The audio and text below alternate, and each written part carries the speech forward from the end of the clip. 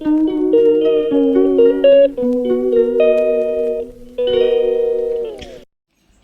Everyone, good morning সবাইকে। আবার একটা নতুন ব্লগ নিয়ে চলে এসেছি তোমাদের কাছে। আজকে বুধবার, আমার পুজো টুজো সব কমপ্লিট। দেখো সব কিছু কমপ্লিট হয়ে গেছে। এবার ঠাকুরকে শয়ন দিয়ে নেব। আমি প্রত্যেক দিনই পুজোর পরে ঠাকুর দুপুরবেলা আমাদের ঠাকুরকে শয়ন দিয়ে দেওয়া হয়। সে আমি পুজো করি কি ওই পুজো করুক, যে কেউ করি না কেন। আবার বিকেল 4টের সময়, আমি আগেও বলেছি তোমাদেরকে এটা, আবার বিকেল 4টের সময় ঠাকুরঘর খোলা হয়। আর রান্নাঘরে মোটামুটি গোছানো কমপ্লিট, সব কিছুই কাজ কমপ্লিট। আমি কিনুয়া খাই বলে তাই কিনুয়াটাকে করে নিচ্ছি। এই যে দেখো কিনুয়া আজকে মেঘলা করে আছে, আজ রোদ বেরোয়নি, আকাশ মেঘলা করে আছে, মনে হচ্ছে যেন বৃষ্টি আসবে বলে।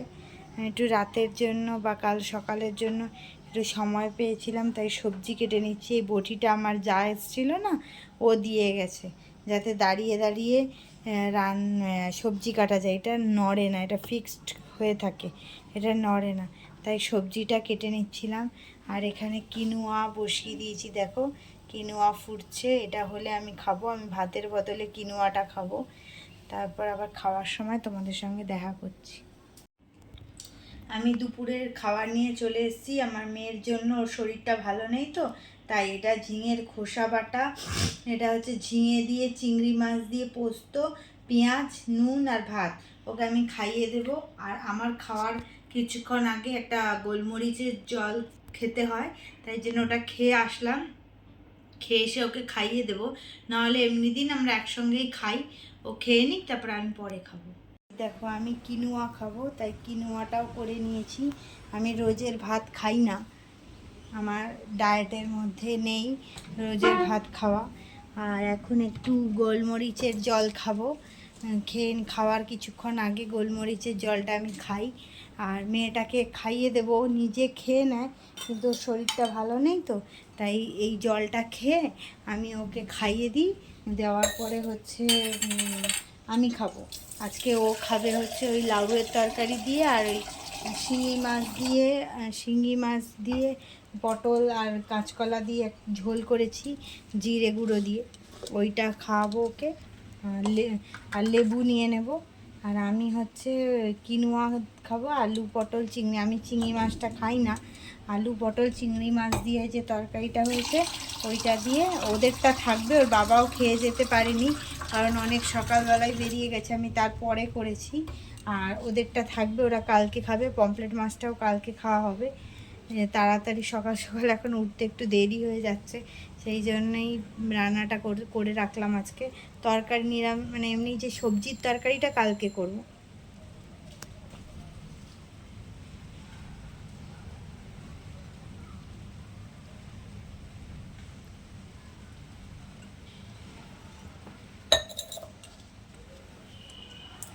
আমি খাওয়ার আগে এটা খাই, এটাতে পেটের চর্বিটা কমে। কতটা কি কমছে আমি জানি না, আমি চেষ্টা তো করে যাচ্ছি। তো এখন মেয়েকে খাইয়ে নিই, তারপর আবার কথা বলবো।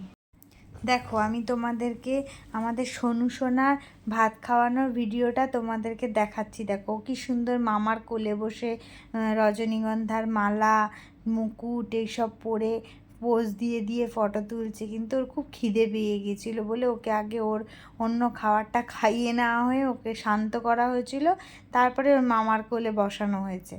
এবার ওকে দাদাকে বলছি একটু ভাইকে খাওয়া, অনেক বলার পর দাদা এসে খাওয়ালো।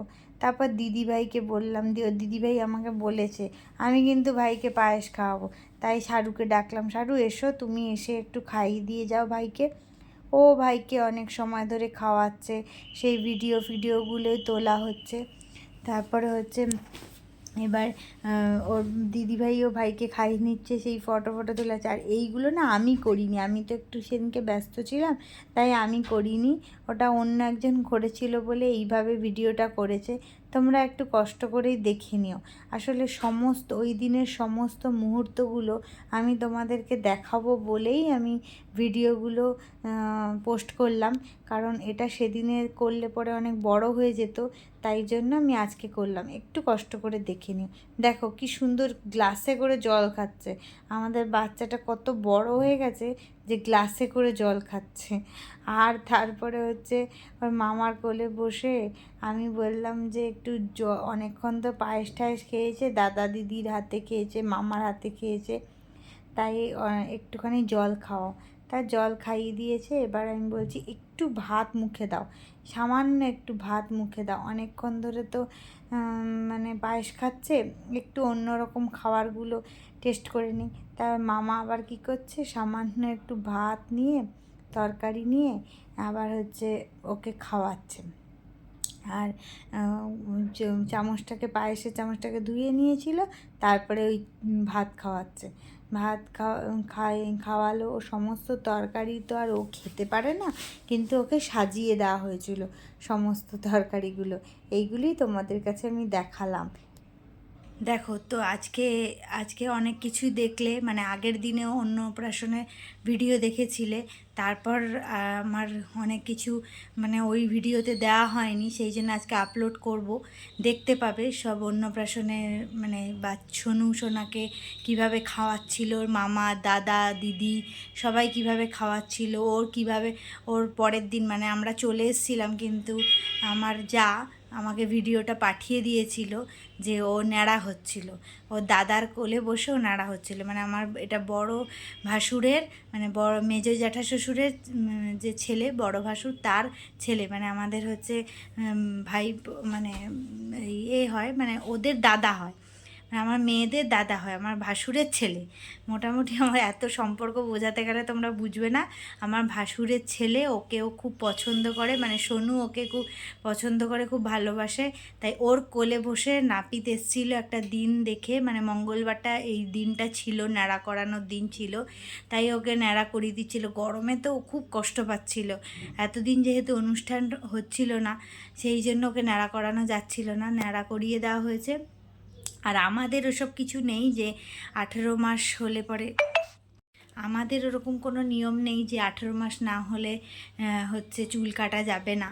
আর সমুর বেলা এক জায়গায় মানত ছিল চন্দনেশ্বরে, তাই হচ্ছে ওকে ওখানে দেওয়া হয়েছিল। এর বেলায় কোনো মানত ছিল না, তাই ঘরে কাটানো হয়েছে। আমার মেয়েরটা হয়েছিল ওর জেঠু করে দিয়েছিল, মানে যে দাদা সোনুকে ধরে আছে, ওর যে বাবা, ও জেঠু ওই আমার মেয়েকে করে দিয়েছিল। 3বার নাড়া হয়েছে, 3বারই ওর জেঠু করে দিয়েছে।